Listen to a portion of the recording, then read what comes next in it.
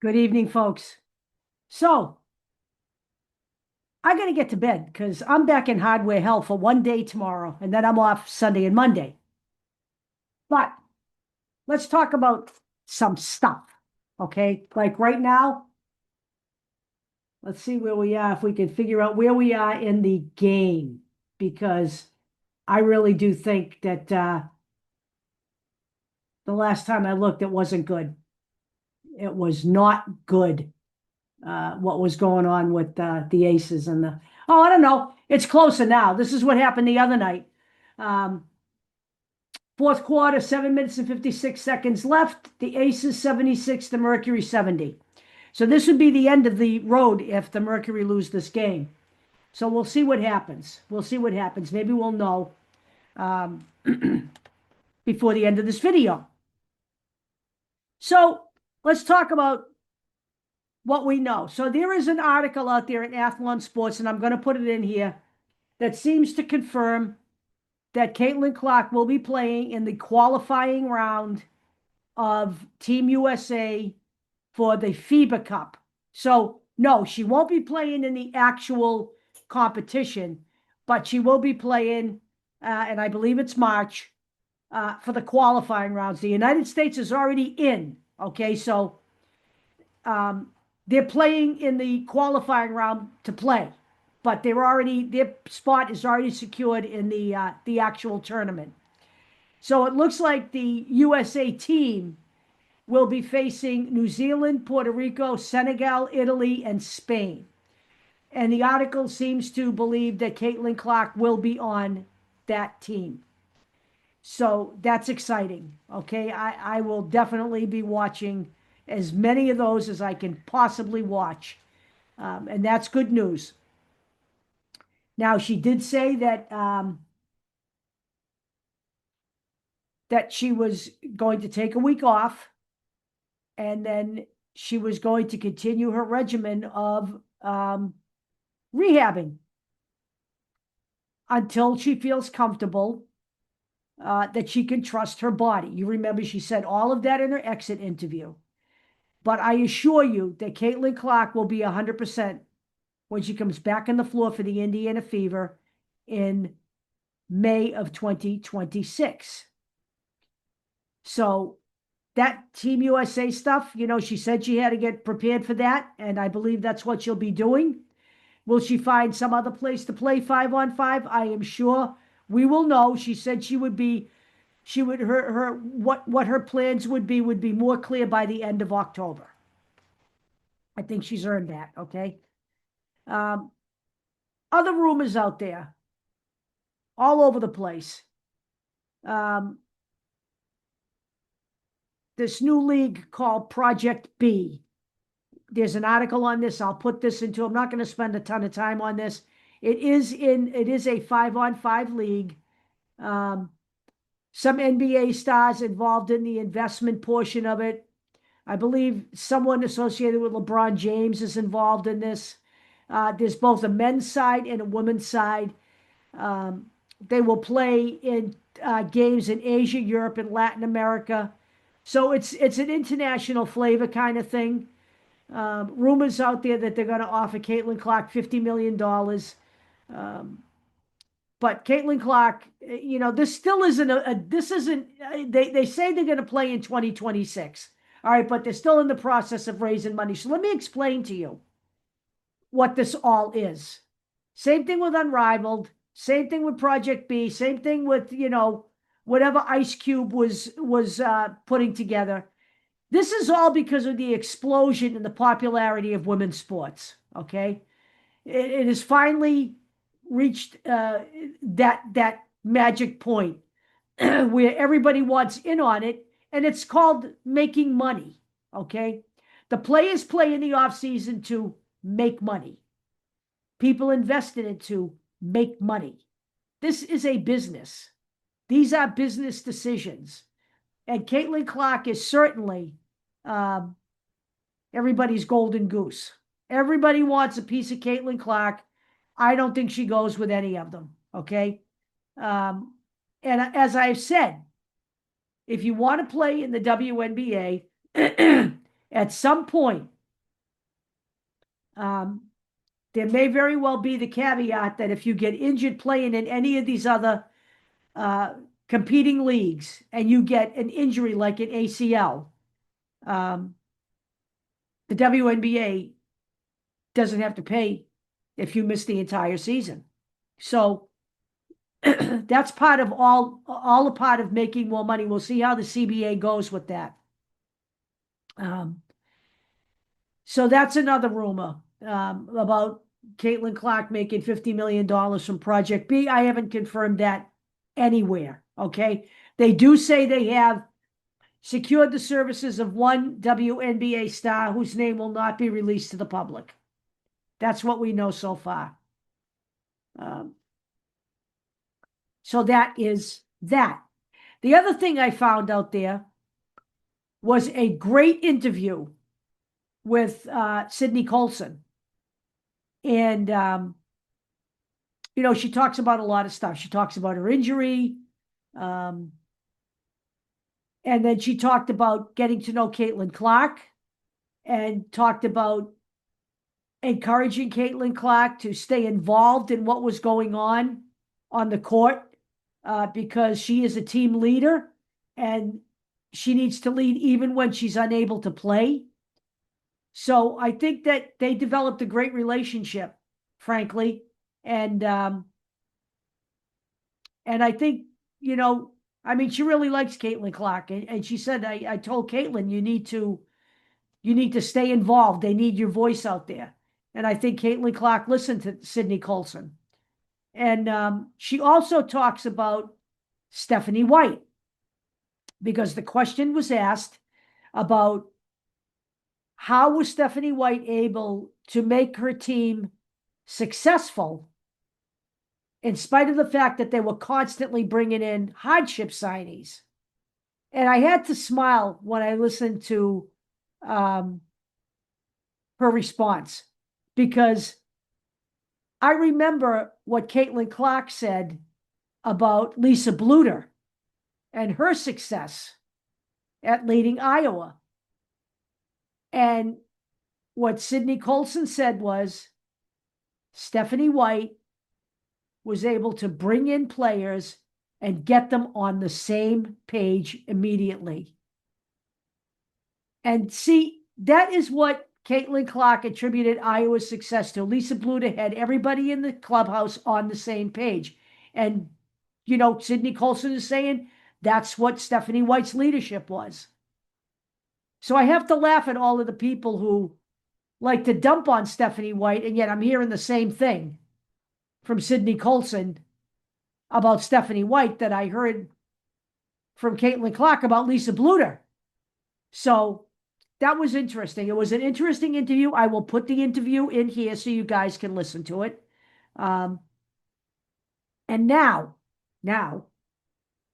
what I have in my hot little hands right here is a master list of all of the free agents in the WNBA that will be available for 2026. Some big names on here. Emma Messiman, Gabby Williams, Satu Sabali, Alyssa Thomas, Natasha Howard, obviously, Brianna Jones, Brianna Stewart, Sabrina Ionescu, Kelsey Plum, Asia Wilson. So I'm going to put this in there also, so you guys can look at the list of free agents, okay? But let's not forget that the Fever does have a draft pick. And, you know, somebody mentioned as a power forward, Hannah Stuelke from Iowa. And I have heard rumors that Caitlin Clark has been giving her advice. And maybe part of the rumor is that she'd like to have Hannah Stuelke on the Fever. And we'll see how that goes. I know that she's not projected to go high in the draft, and it's good because the Fever doesn't have a high draft pick this year. So let's see what can happen. Look, we ended up with Michaela Timpson. And the Fever actually liked Michaela Timpson and thought she was going to go much higher than she did, and were able to get her. So you never know what's going to happen. I also think Michaela Timpson, she's already playing somewhere in some tournament. I also think that Michaela Timpson will be a big part of the Fever. I think she's a great player, and I definitely think that they will work her in and work on her development so that she is a bigger part of the team next year. So, that being said, let's see what we have for highlights here. We have essentially, hang on, 30 minutes of Caitlin Clark highlights from her Rookie of the Year season. So no doubt we've seen some of these, but we'll watch a few minutes of this, and then again, I will put this in. Up with a steal. Clark thought about pulling up from three. Will dip inside and lay it in. The rim here. Hesitation. You have to come out on her. It goes by. Her first two. Back Benley. Here's Clark. A good look from three. She got it. The first three. She's played terrific defense as well. Here's Clark off a screen. Gets a look and hits.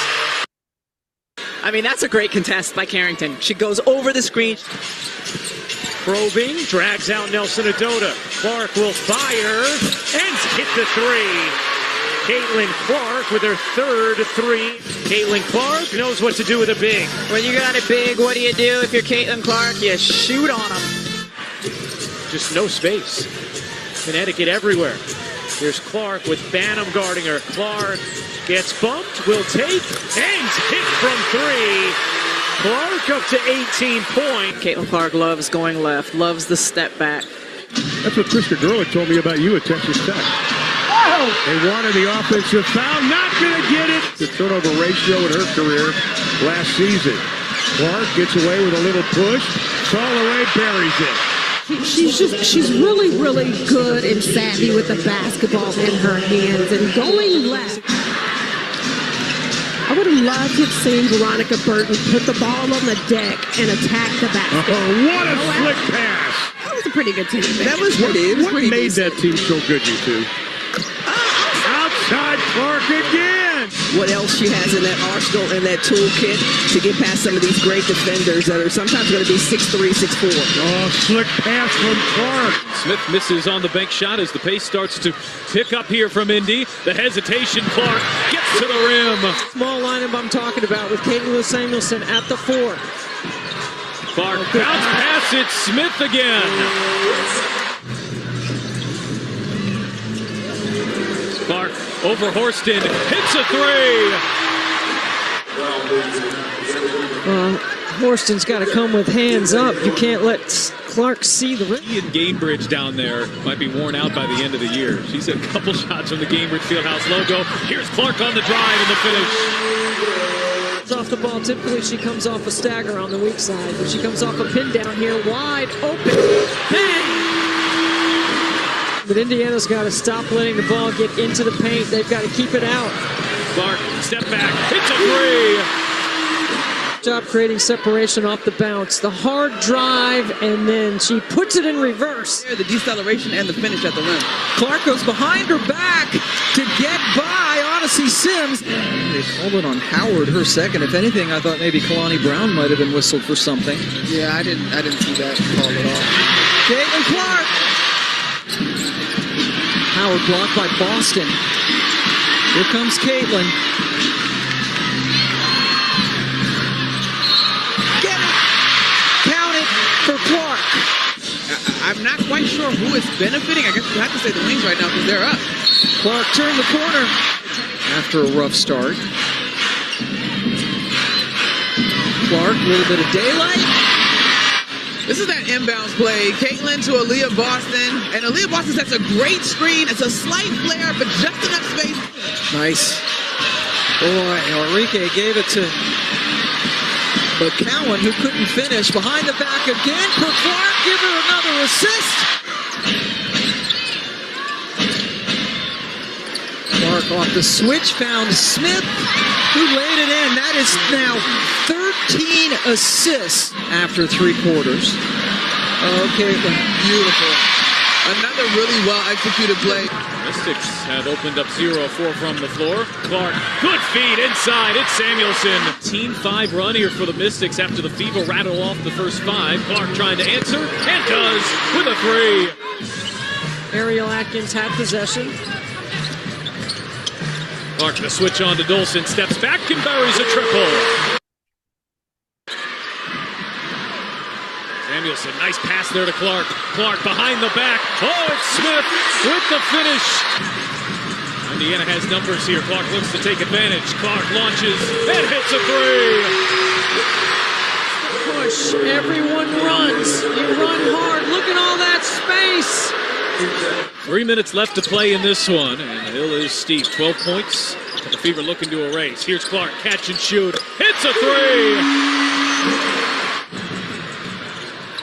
And another turnover, and Clark beats the pack back. So, gang, I really am looking forward to next season. I just have to tell you that. But I just got to say something here, okay? I was looking at this list. Temi Fagbenle is a free agent. I know she's 33 years old. I get it, but why did she ever go away? I don't get it. Erica Wheeler is a free agent.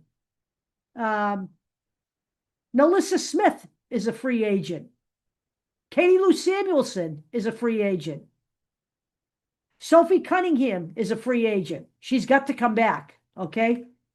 But I'd take Temi Fagbenle, even if it's just for a year. She played great with Caitlin Clark.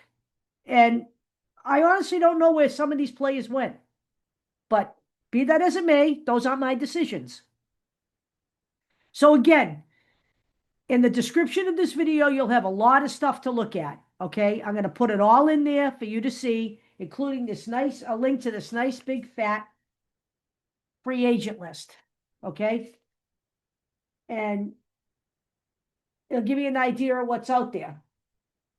I have a printout of it right here, but if you notice on the far right, when you start to look at it, it'll tell you what they are, whether they're a restricted free agent or an unrestricted free agent. That matters because a restricted free agent, and I believe that's what Lexi Hull is, if another team makes an offer to her, the Fever get to match that to keep her. So that's basically what that's all about. But I will put that all in there, and then we can play Let's Make a Deal some night when you guys have had a time to look at this. And I will continue to ferret out more highlights. There's one great video out there that shows Caitlin Clark's NCAA highlights over her career, 21 through 24. So that's another one I have planned for this week. So you guys have a great night. It's been great talking to you, and we will see you tomorrow after work.